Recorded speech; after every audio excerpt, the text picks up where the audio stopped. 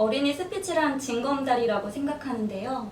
아이들이 상대방과 원활하게 소통하고 자신의 감정과 생각도 명확하게 인지하기 위해서 어린이 스피치라는 징검다리가 필요한 것이죠.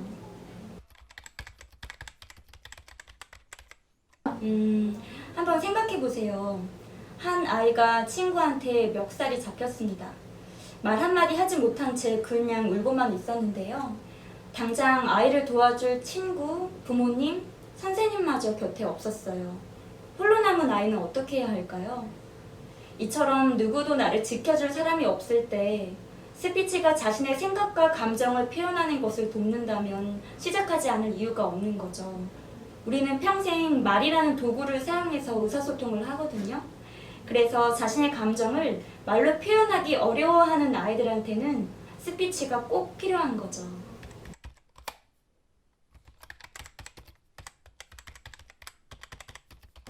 자신의 생각과 감정을 말로 명확하게 표현할 수 있습니다. 예를 들어 자신을 괴롭히는 아이한테도 비언어적 요소인 우는 것으로 표현하는 것이 아니라 말로써 자신의 감정을 명확하게 전달할 수 있는 거죠.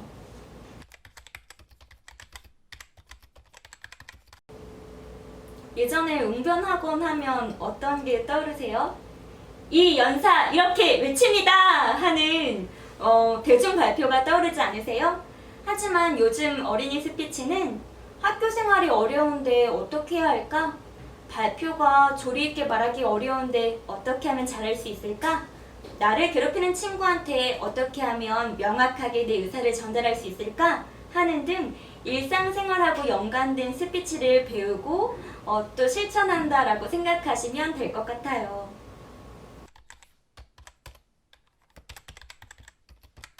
저는 우리 친구들한테 스피치를 왜 배우려고 하는 거야? 스피치를 배우면 어떤 것이 좋아질까? 스피치를 통해 어떤 변화를 이끌고 싶니? 이렇게 질문을 먼저 합니다. 목표 없이 달린 것만큼 위험한 것이 없거든요.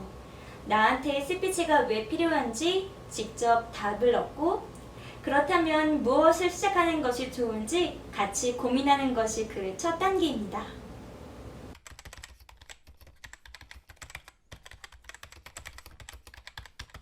저는 부모님과 아이들이 스킨십을 하면서 스피치 공부하는 것이 아이들 정서상 가장 좋다고 생각하거든요.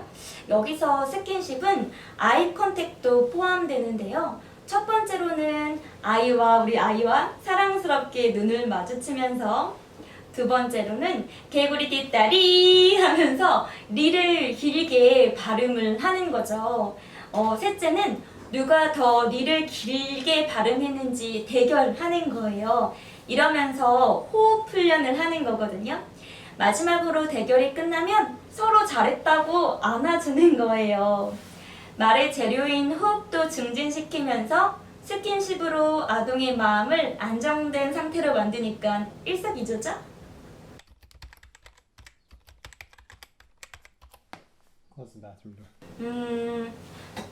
지금 제 손에 펜이 있거든요. 근데 제가 손에 힘이 없으면 이 펜이 떨어질 거예요. 그처럼 발음을 잘하기 위해서는 꼭 필요한 입술과 혀의 힘이 필요한데요. 그래서 전 아이들한테 자음 모음 중에 모음의 정확한 입모양을 알려주고 입술의 힘을 탄탄하게 키우는 훈련을 합니다.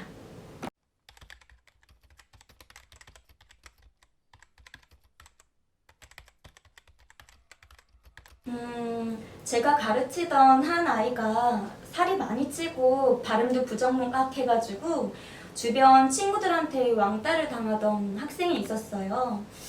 어머니가 첫 상담을 하실 때 제 앞에서 비오듯 눈물을 많이 흘리셨는데요.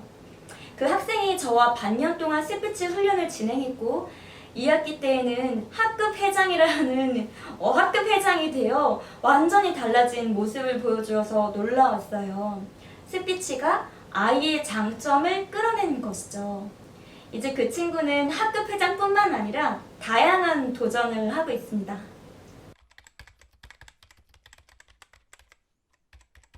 저는 6세가 제일 좋다고 생각하는데요. 자신의 생각을 타인에게 전달하는 시기부터 알려주는 것이죠. 특히 부모님이 스스로 스피치에 관심을 가지고 훈련을 해서 같이 알려주시면 더 좋을 것 같아요. 해마다 다양한 스피치 행사가 있는데요. 예를 들면 영어 말하기 대회, 아니면 경제 스피치 등등 다양한 목적의 대회가 있어요. 우리 아이가 그동안 어떻게 배운 것인지 그것을 점검할 수 있고 또 대중발표의 경험을 쌓을 수 있는 좋은 기회 같아요. 첫 번째로는 호흡, 발음, 발성을 다지고 두 번째로는 서론, 본론, 결론으로 원고 작성을 한 다음에 세 번째로는 그 아이가 발표하는 것을 영상으로 찍어서 계속 모니터하는 과정이 있습니다. 그런 걸 통해서 아이들은 말하기의 기초를 탄탄하게 다질 수 있겠죠?